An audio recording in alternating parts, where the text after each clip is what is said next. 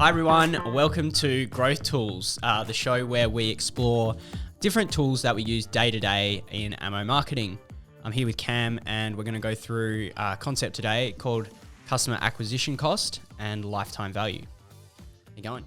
Good, Jack. Yeah, so this is a pretty common challenge where people struggle to understand where they should be spending their marketing investment, and also how do you tie that to what a customer is actually worth.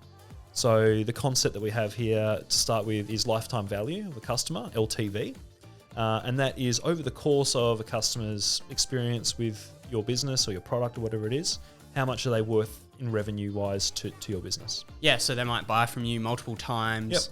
Yep. So, you know, for example, if I buy a pair of shoes, but then I want to come back to that same shop and buy a jacket, understanding, you know, there's going to be a number of different purchases there after you have so usually it's a bit of an estimate, but you can use a few little sort of tricks, maybe the 12 months of a revenue of a recurring kind of subscription or something like that. It's a good kind of rule of thumb. Yeah. So that's lifetime value. And once you understand lifetime value, you can understand how much you want to spend to acquire a customer. That's customer acquisition cost, or CAC.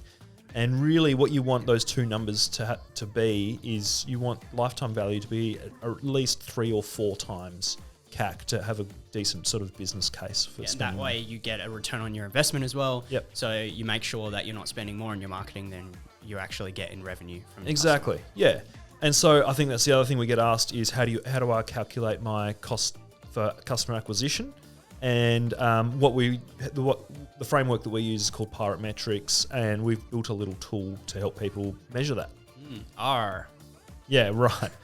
So if you visit ammo.marketing/calc, we've created a little template spreadsheet which will help you calculate your LTV versus CAC ratio, and then also figure out what some of the channels are, or what the channel costs are that you'll be using in your marketing spend. For those who are just listening on the podcast, we have it's a black screen. It's a simple kind of spreadsheet, and essentially what you can plug in here is how much the customer's worth to you, lifetime value, LTV. So say your customer's worth $1,000 to you, and you want your LTV CAC ratio to be at least 4. That's that difference between the numbers. Mm-hmm. So the simple calculation there is that 1,000 divided by 4 is $250. This is your target customer acquisition cost. This is what you should be aiming for to spend to acquire a paying customer. And then the other parts of this calculation show what you should be spending through the customer journey in order to get the person to that one point where they're a purchase. So in this example, we're running Facebook ads to drive traffic to a website, to get them to sign up for an email, to finally get them to do a purchase. And so the numbers here is you might need to reach, say, 5,000 people in order to get one purchase, just depending on how targeted your audience is. And you can see here we can modify the conversion rate. So you might get 5% of those people clicking through to your website, then 20% of those people signing up on your website, which gives you 50 email signups, and then you might only have 2% of those actually convert.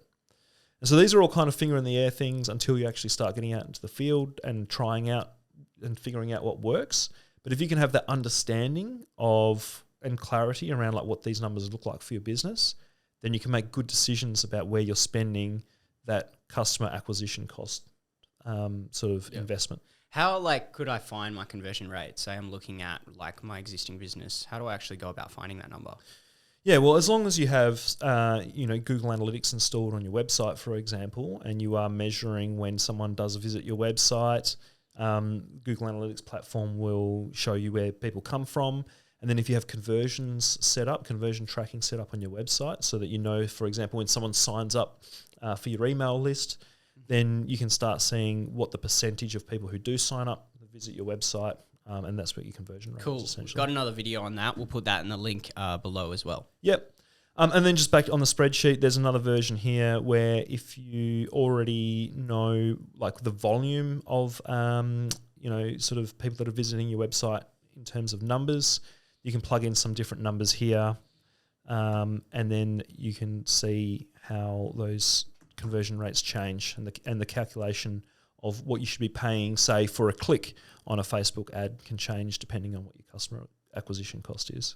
Right. So it's a handy little tool. It's worth having a think about this concept in your business, because it can help you make good decisions with your marketing and give you clarity around where you're getting your return on investment when you're spending money. Awesome. Thanks, Cam. If you want to check out the calculator, head to ammo.marketing/calc. That's CALC.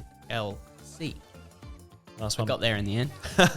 Thanks, Jack. And if anyone's interested in learning more about this, we're always open to help. So let us know.